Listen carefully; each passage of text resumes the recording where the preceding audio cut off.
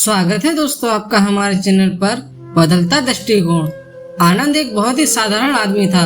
उसका एक अच्छा खासा परिवार और एक नौकरी थी, लेकिन पिछले कुछ दिनों से वह काफी परेशान रहने लगा था। उसकी परेशानियों की वजह थी उसको आने वाले विचार।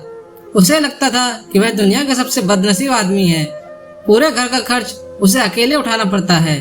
घर में सबकी जिम्मेदारियां भी उसी के कंधे पर हैं। आनंद की परेशानियां उसके चेहरे पर दिखने लगी थी। वो बात बात पर गुस्सा हो जाता। उसका चिड़चिड़ापन दिन पर दिन बढ़ता ही जा रहा था। एक दिन आनंद अपने घर में ऐसे ही परेशान सा बैठा हुआ था, तभी उसका बेटा उसके पास आया और कहने लगा कि पापा, मुझे स्कूल से होमवर्क दिया गया है, क्या आप मुझे होमवर्क करने में हेल्प करेंगे? आनंद अपने बच्चे की पूरी बात सुने बिना ही उसके ऊपर गुस्सा हो गया और उसे काफी भला बुरा सुना दिया। बच्चा वहां से निराश होकर चला गया। थोड़ी देर बाद आनंद का गुस्सा शांत हुआ, तब उसे अपनी गलती का एहसास हुआ।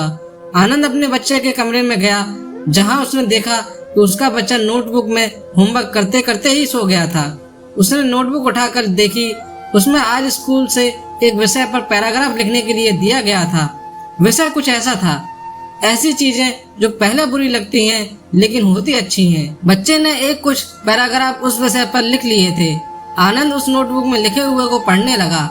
बच्चे ने कुछ इस तरह से लिखा था, मैं उन परीक्षाओं का धन्यवाद करना चाहूंगा जो पहले मुझे बहुत बुरी लगती थी, लेकिन बाद में मुझे समझ आया उसके बाद ही वेकेशन आता है। मुझे बीमारी में खाई जाने वाली सभी कड़वी दवाइयों से नफरत थी, लेकिन बाद में मैं समझ पाया कि उन्हीं दवाइयों की वजह से मैं स्वस्थ हो पाया था और बाकी सभी चीजों का मजा ले पाया था। सुबह सुबह बजने वाला अलार्म मुझे अच्छा नहीं लगता था, लेकिन मैं बाद में समझ पाया उसी अलार्म की वजह से मुझे सुबह जल्दी उठने की आदत लगी और वही अलार्म ही मुझे जिंदा होने का एहसास दिलाता है।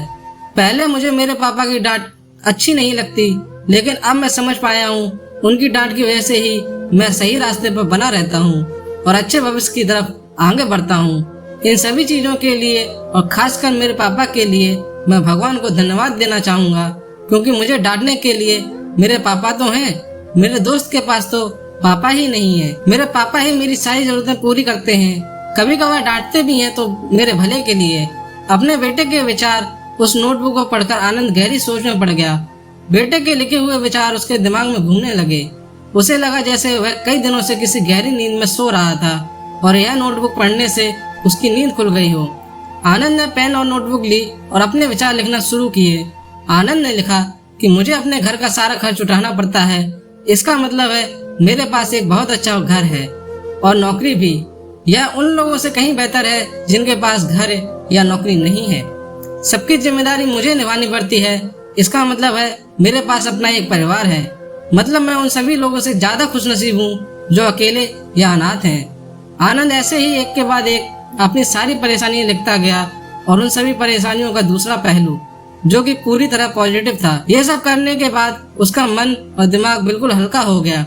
उसे लगा जैसे जिन्हें वो परेशानी समझ रहा था वो कोई परेशानी थी ही नहीं। हमेशा कई लोग अपने जीवन में घटने वाली हर घटना को नकारात्मक दृष्टि से देखते हैं और हमेशा दुखी रहते हैं।